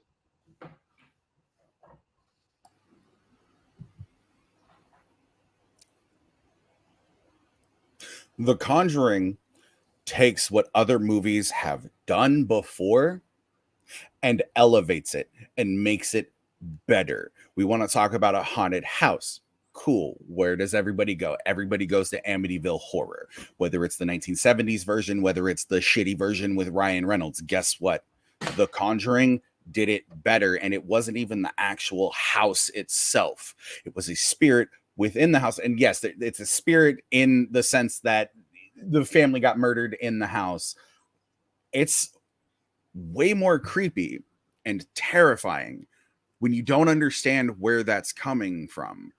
My opponent has chosen a movie that literally doesn't need to exist. The only reason it was created was to cram more money, to squeeze more money out of a franchise that is already doing gangbusters at the box office. You want to talk about the fact that Vera Farmiga and Patrick Wilson don't do anything and they just stand around? Honestly, it seems like you've never actually watched the movie, because the way that they respond and the way that actual ghost hunters respond to things like what they're doing, the fact that they learned how to actually perform exorcisms for the movie, speaks volumes to the fact that they took this incredibly seriously. We're lucky that like the poltergeist and shit like that didn't happen, where like there were mysterious deaths offset, so we know it wasn't haunted, thankfully. But this movie sets up the franchise moving forward, and without a powerful first performance, we wouldn't have a movie like The Nun for it to fall so fucking flat. The Conjuring is the best film in the Conjuring universe because it sets up everything it is that we need to do. And the worst part about it is The Nun drops the ball so fucking hard. You know what doesn't? The Conjuring. It's creepy. It's got a cliffhanger-y ending, which means that we're going to get a sequel, but it doesn't just shoehorn it in there. It makes sense in the terms of storytelling. And The Conjuring is the best. All right, back to Amaru, 2 minutes. You know why The Nun was created when it was? Because everything in The Conjuring at that point had gotten boring and so stale that they needed to interject something new into it. The Nun does set up itself like a period piece. Like it's going to set itself up and make sure it's still in the supernatural world, but then going back to the roots of making sure you actually get a horror movie that is exciting, that makes you have jump scares that are earned and worth it, that makes you look at creepy scenes that you don't want to see, not something slow and makes you want to think and makes you sit there like falling asleep like The Conjuring did from its opening jump, because it's like every other movie. Every time I think of The Conjuring, I'm like, wait a second. Is it Insidious or is it The Conjuring? Or is it in Conjuring? Or is it Consider? Aren't those two the same damn movies? Aren't we looking at the same damn people? Aren't we doing the same thing over and over and over? And yes, Vera Farmiga and Patrick Wilson took this seriously. They took their roles seriously because they're great performers. And they were great performers at doing something so boring that just did not bring anything out of the story, that didn't bring anything out of their characters, because everything you saw was a tread of something we've seen in another movie, the movies before and movies after, that you can't separate one from the other. I cannot figure out for the life of me where Conjuring fits in the carbon copies before, during, and after. The Nun at least has its unique place where it stands out. It allows itself to be within the world, but says, no, I remember The Nun. I remember how scary it was. I remember how exciting it was. I remember everything about it because it stands above and unique from every other point, especially Conjuring 1, which, again, I every time I go back to it, I can't remember if that scene was in Insidious or in Conjuring. I yield the rest of my time. All right, we're going to go ahead and move into the 4-minute round. I'll give you your few seconds back. I jumped a little ahead, but the timer will proverbially start when someone speaks.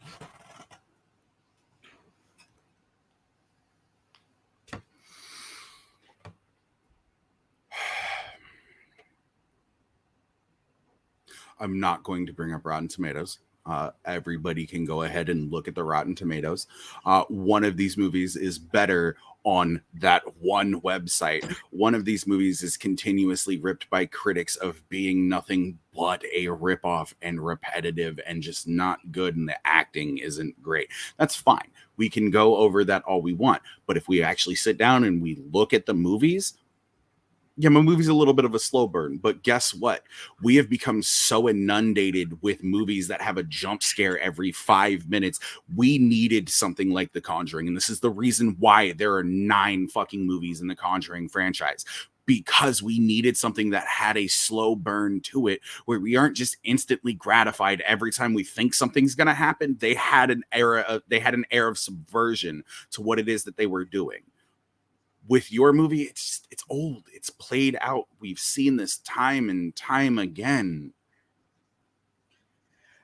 For not bringing up Rotten Tomatoes and actually bringing it up, you did a really good job of actually you didn't. You brought it up without bringing it up. And you're talking about doing the same thing. By the time 2018 came around, I can't remember the last time I had a jump scare.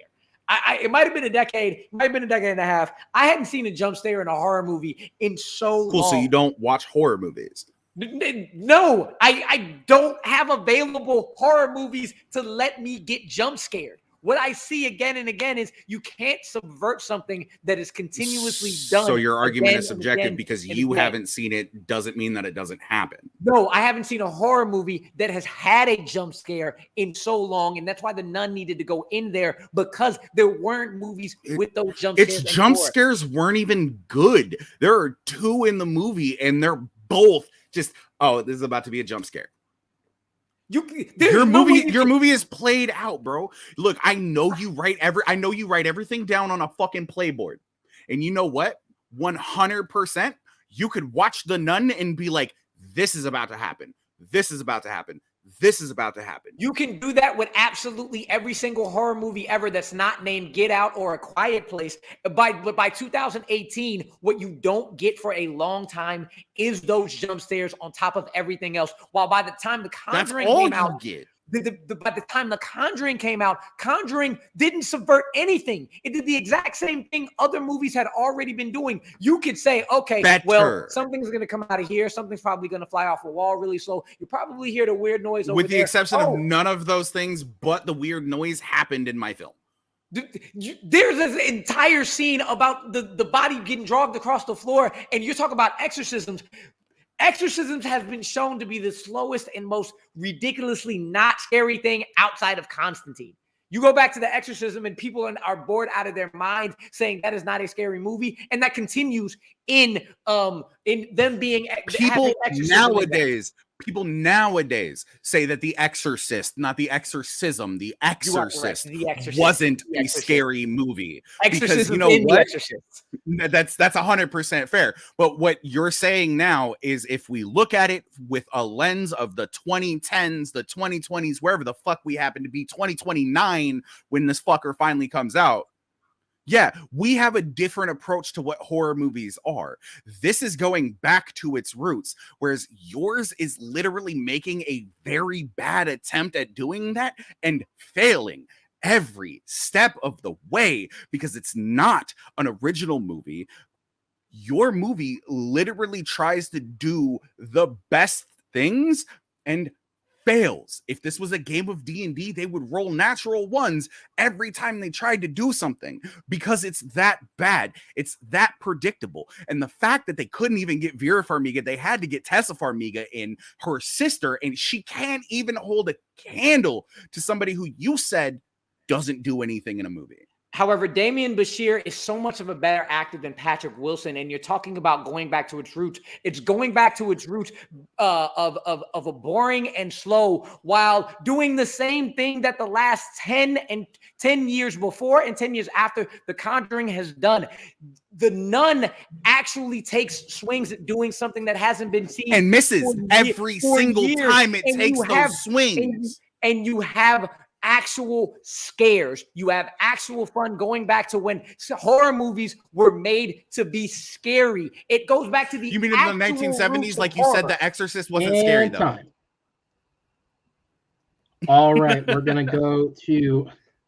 Rue hates me. Rue's not gonna be my friend after this. All right, this friendly debate's turning sour. I did my job. Jay, you have 1 minute on the clock. Time starts when you speak. Most definitely. I need that, and I need that. My movie does its best to explain something very weird in a non-scientific way. And the fact that they can't explain a lot of what happened to this day about what actually happens makes that story way more creepy and adds a chilling and horrific factor to that entire movie and the franchise. The Nun seems honestly crammed into the franchise, and it makes little to no sense in the scheme of what the franchise is aiming for. It rips off the worst parts of The Exorcist and The Exorcism of Emily Rose. And you want to talk about movies that have fucking scary nuns in them? Cool. Alcadra, The Magdalene Sisters, The Covenant, Dark Water, and Covenant of Sinners are all better movies than The Nun. And let's not forget the fact that without my movie, your movie wouldn't exist. Your movie, as forgotten as it is, would not make a dollar at the box office, and that is a very subjective argument, and I will say that myself before you can bring it up. But without the power of the Conjuring franchise behind it, your movie don't mean shit. Your movie don't go nowhere. Your movie still doesn't go anywhere. Your movie is so bad that they kind of bookended it and said, "Oh, I hope people fucking forget about it." Where's The Conjuring? All right, Amaru, you have the final minute of the match. Time starts when you begin speaking.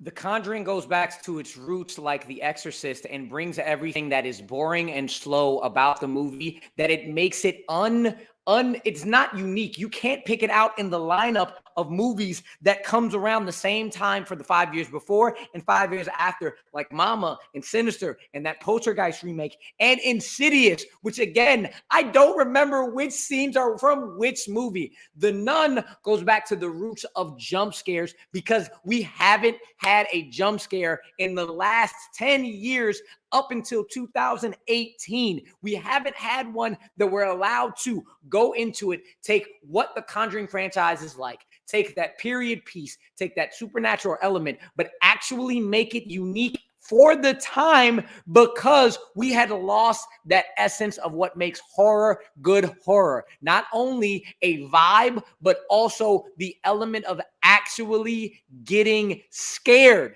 Actually going to a movie to have your heart race. And Conjuring does not do that, while The Nun does it in spades. All right, and that will be time on a doesn't do it for you. All right, guys, I'm gonna go ahead and send both of you to the back to await the decision. I'm gonna go ahead and bring our three judges in. And it says the only fact checking would have been Rotten Tomatoes, and we talked about it without talking about it. I'm not going to waste time. Jake, I go to you. Who does your vote go to, and what sold you on it? It ended up 14-13 in my scoring, and Jay got me with None doesn't exist without Conjuring. So Jay. All right, by the slightest of margins there, clearly Jay gets the vote for you. Andrea, I go to you. Who gets your vote, and what sold you? This is actually very, very, very, very close, but I'm gonna have to give my vote to Jay also, because I think he was able to make a lot more. He was able to poke a lot more holes in Amaru's argument. So I'm gonna give my points to Jay. All right. With that, judges, I'm going to go ahead and send all of you to the back. Thank you so much. Because. And your winner by a final score of 3-2, it is Jay Burnz coming in with the very tough fought victory. And this has been an absolute joy of a match. These guys are very good friends, I hope, still. So I'm just going to bring Rue in. We're just going to do this all in one and wrap this up. Guys, hell of a debate from the both of you. Hell yeah. I have several things to say, but the very first thing I want to say is I rip it hardcore like porno flick bitches. I roll with a group of ghetto bastards with biscuits. And I bomb atomically Socrates' philosophies and hypotheses. Yes. Dropping these mockeries. So there you go. I was going to say Wu-Tang lyrics. But no, so Jay, obviously, you know, you were in this bracket specifically, you were the surprise entrant. This was supposed to be Grant. Things came up. He couldn't participate. And you stepped in for him simply because, I mean, I think we all thought it'd be fun to see you play Henry. And here you are now at 2-0. You're into the semifinals of the tournament, which means for any of the competitors who did not know yet, anyone who makes it to the semifinals, because, you know, we're still a new league. We need more than one contender. So anyone who makes it at least to the semifinals, if they lose at any point in the actual tournament, will be given at some point a second chance, like a match to basically get to a number one contenders match. So you've sealed yourself at least that much. So how are you feeling after that? I'm feeling like this was an incredibly hard debate. We said it a little bit in the back, and I don't know if any of that's going to be kept in, but this is literally what me and Rue do consistently. I have helped him prep for debates in the past, so he knows the way that I am going to try to come in and work my arguments around simple fact. I have not had this much fun debating somebody in a very long time. I am loud, I am flamboyant, and I am boisterous. But the fact that like I didn't get to I have to yell in order to get my fucking point across because I'm not arguing against somebody who's trying to make straw man fallacies and just terrible arguments. Love you, Henry, 21% for life. But my God, dude, don't do that to me. Which is hilarious because I am always yelling and loud as hell. 100%. You should have seen him when he lost to me in Full Metal Classic. He was mad as hell. He didn't talk to me for like a week. Well, at least you guys are talking, partially because I forced you to. And Amaru, obviously, it's unfortunate to see you exit the tournament, but at 2-1, having now played in 2 different blind rounds, statistically, out of everyone who's been knocked out so far, you're definitely one of the top players, which means once we get back into kind of the regular swing of things, it won't take very much to put you in a title picture potentially. I hope to definitely see you back when we get around to it. Yeah. I want to play Rue again. Yeah. This for sure. So for this match, the only thing I am going to say, first off, I just want to make very clear. I did not erase half of that man's identity. I said he is black, and Rick Famuyiwa will focus on the black while bringing in the Latino because I lived that experience. Nobody knows I'm Hispanic until they tell me. So I'm making that very, very clear. But secondly, and more importantly, every single one of these matches, of these debates, I had no idea which way it was going. None. I was like, well, either one of us can win either of these. Any different judges can pick either one of us. But what I was speaking of earlier, I don't think I have spouted more bullshit in any debate than today because I have not seen a second of The Nun or The Conjuring. Not one. Facts. Actually, I've seen The Conjuring. And there is no. Oh, that's why you reacted that way. Okay. Yes, not 1 second. So when you said The Conjuring, I was like, well, shit. And there is no way that The Goblet of Fire is better than Prisoner of Azkaban. At all. At all. At I have more bullshit in any debate. And I am proud that I got that win because, my goodness, I had to embellish my ass off. I didn't expect to win this match. I came in with zero fucking prep time. Rue watched Suburbicon. I did. I didn't. I did. I did not. I read a Wikipedia article 5 minutes before you sent me the link, and that's what I got out of it. So I just want that to be known. Ladies and gentlemen watching, there's a reason I word it. The competitors were given prep time to use how they choose to use it. But at the end of the day, I used it by working because I have a job.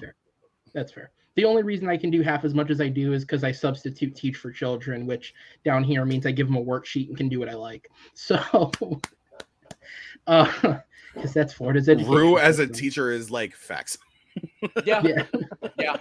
True. Yeah, let me wheel in the TV with tubes still with a VHS player when nobody knows. No. Down here they have me try and figure out a computer to a projector. It's much worse. I would love a substitute teacher who would come in and give a worksheet because right now we don't even have bodies. So, oh, Jesus. You want to pay for me to move I've up seen there? School of Rock. I can teach music. What's up? I said I've seen School of Rock. I can teach music. Okay, before we keep vamping for another hour, I'm going to put you guys in the back and end the recording. Thank you guys so much. This has been an awesome match. Congratulations. Real quick, Wu-Tang. But before I go, Wu-Tang. I want Chad or Austin 100% because I can beat both of them.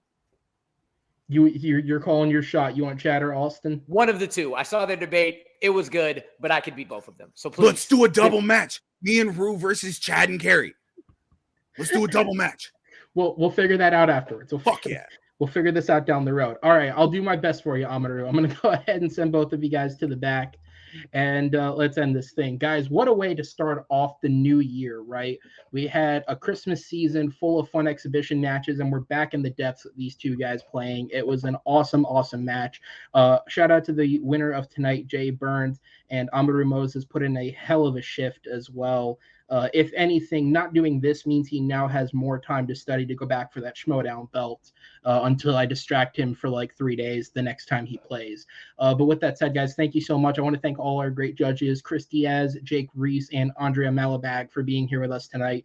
I want to thank our competitors, of course. I want to thank all of you for watching. Please be sure to rate the video, comment, subscribe, interact with the channel. All of it helps us. And stick around for more Movie Battleground. We have more coming at you over the next couple of weeks as we continue to progress through these tournaments and eventually reach ourselves our first champion. With that said, my name is Aaron Knoll, and I will see you guys next time on the Movie Battleground. Take care.